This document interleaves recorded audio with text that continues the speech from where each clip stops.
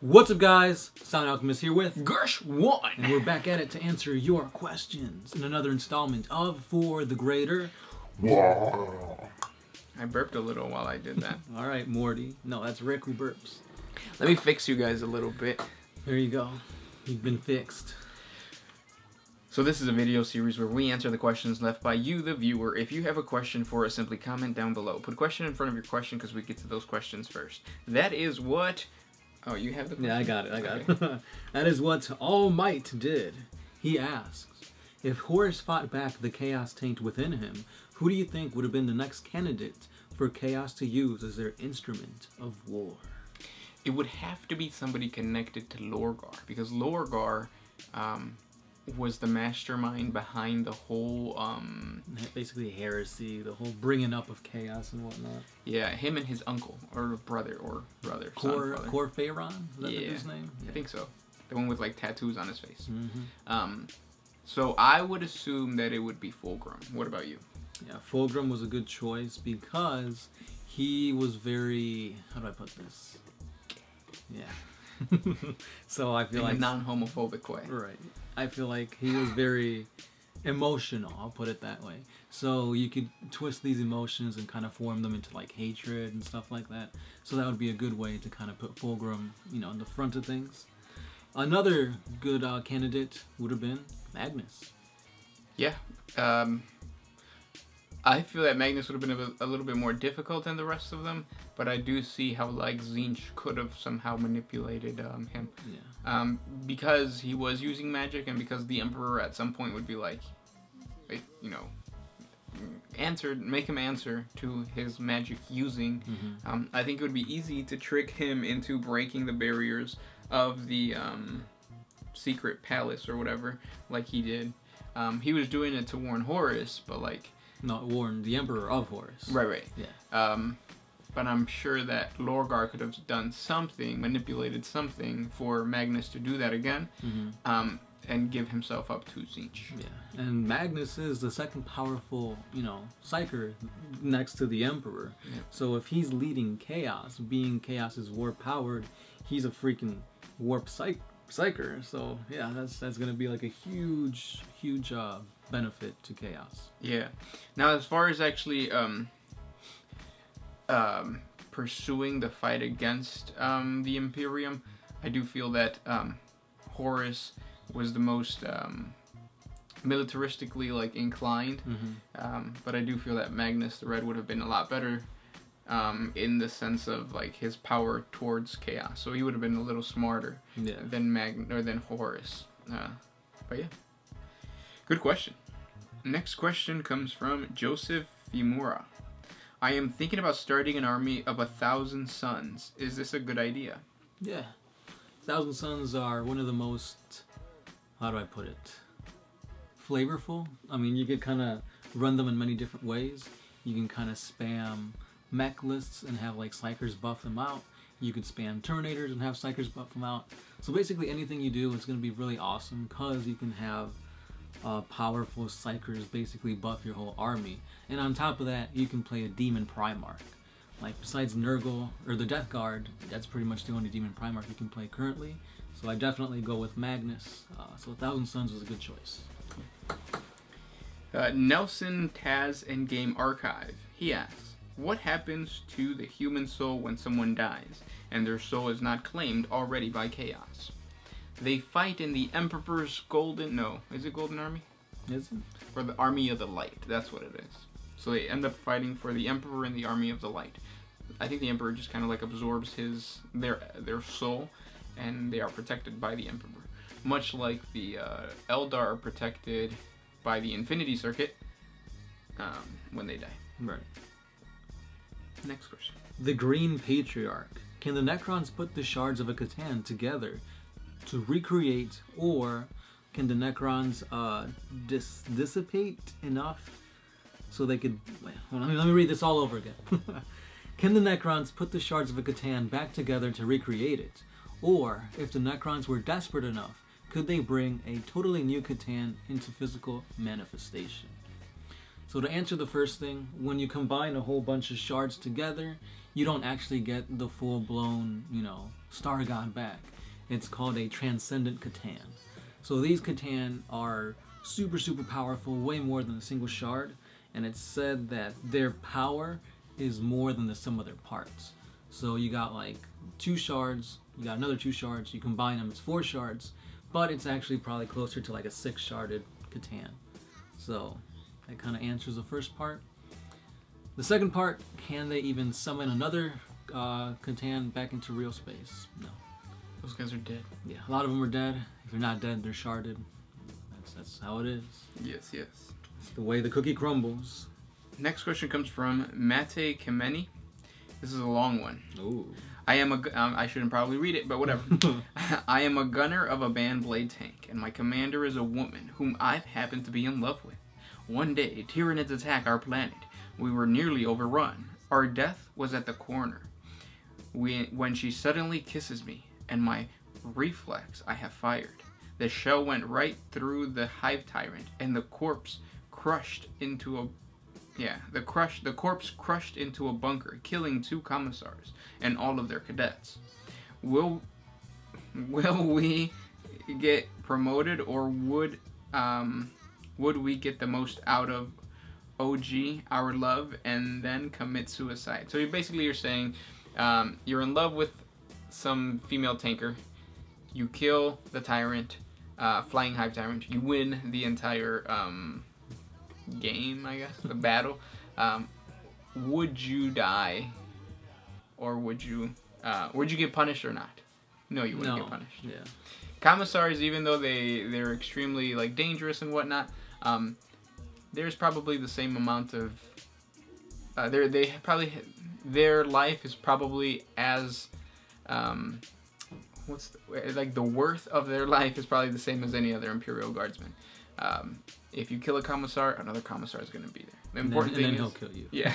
The important thing is that you won the war. Right. So they'll overlook that, or it's better not even to mention that part and just say, hey, you know, I killed the Hive Tyrant. Yeah. Next question. Darren Robinson. If the Emperor was indeed a man, is it possible that he still has living descendants? Yes.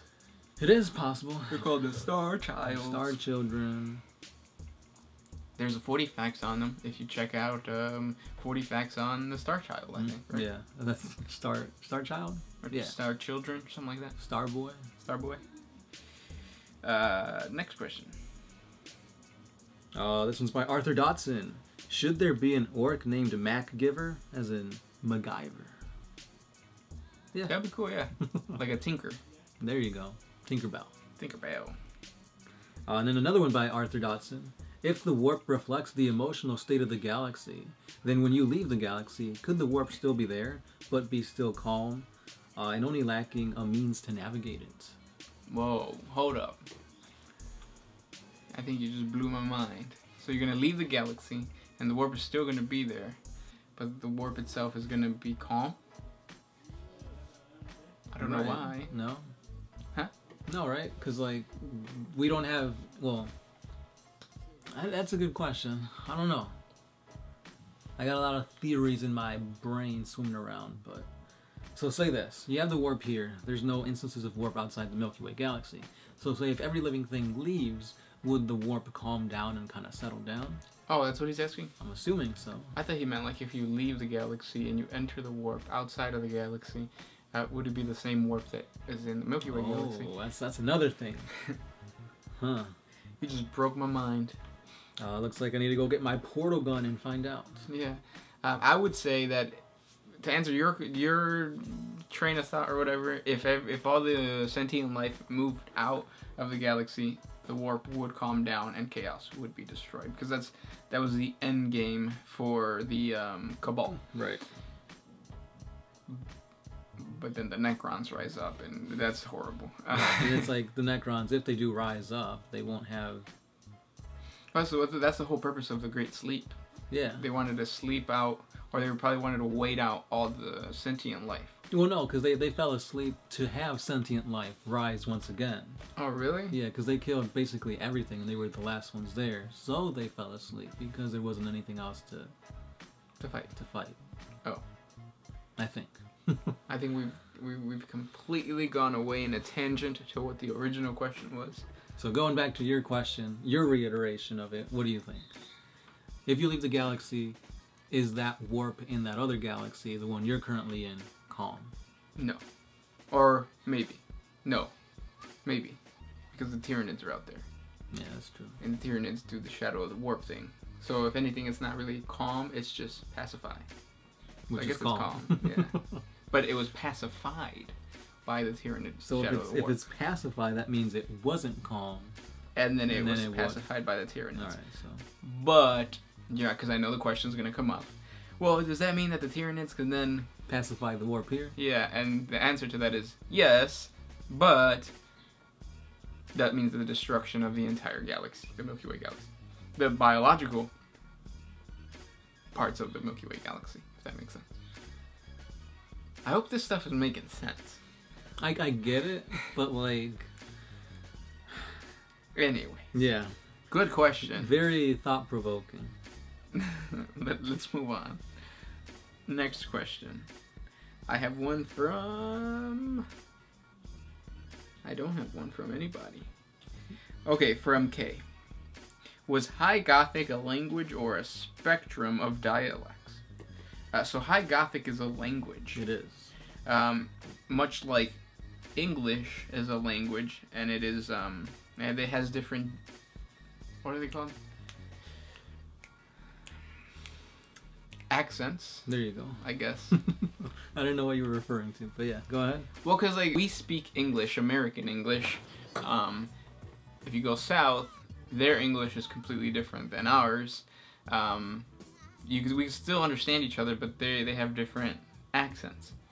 Now, is the American English or the English that we speak in America considered an accent to the people in the UK, or is that just a completely different language? I'm not too sure. It's the same because it's still English, just different accents. So then, American English and British English. British English. It's the same sense. They're both English. Yeah, but are they too different? Because, well, yeah, I guess. Sure. There's different, like, terminology, different phrases and stuff. Like, you know, you could call a cracker a crisp, but we still know it's a cracker. Well, in our language. What's a crisp? A cracker. Oh, I thought that was a cookie. That could be, too, depending on where you're from. Oh. Like soda, pop, Coke. Say, oh, let me get a Coke. It doesn't necessarily mean a Coke. It means... Mm-hmm. Next question. Okay. This one's by Stain Vandermew.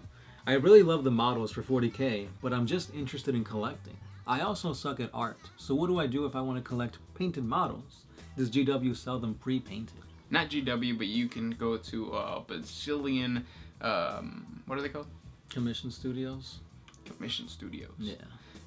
Which ones have you used to throw out some shout-outs? You got Siege Studios, you got Dark Bunny Creatives, you got Midnight Productions, Midnight Partners. There's a lot. Yep. You can even just go on eBay and there's people who do commissions on there.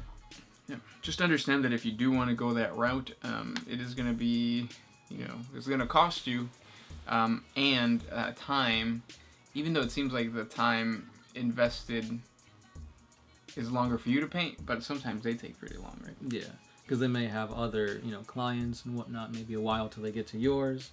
Maybe you want something that's really highly detailed, so it takes time. Yep. And it's going to be the last question by chapter of Yeezy. Yeezy. Nelson. Okay. Should GW make an animated series for 40k? Oh, yes, yes. It's only a matter of time before GW starts selling their IP to some type of, film studio or Netflix, yeah, something like that. Yeah, it has to happen. But yeah, those were the questions for this week. Thank you for sending them our way. We do this 3 times a week, so if we didn't answer your question today, we'll probably do it the day before, the day after, etc. At some point. Sometime. Also, don't forget, we have Patreon, Instagram, Twitter, and Facebook, so hit us up on there. And yeah, we'll catch you guys next time. Gershwin. Sound Alchemist, One Mind Syndicate, out of here.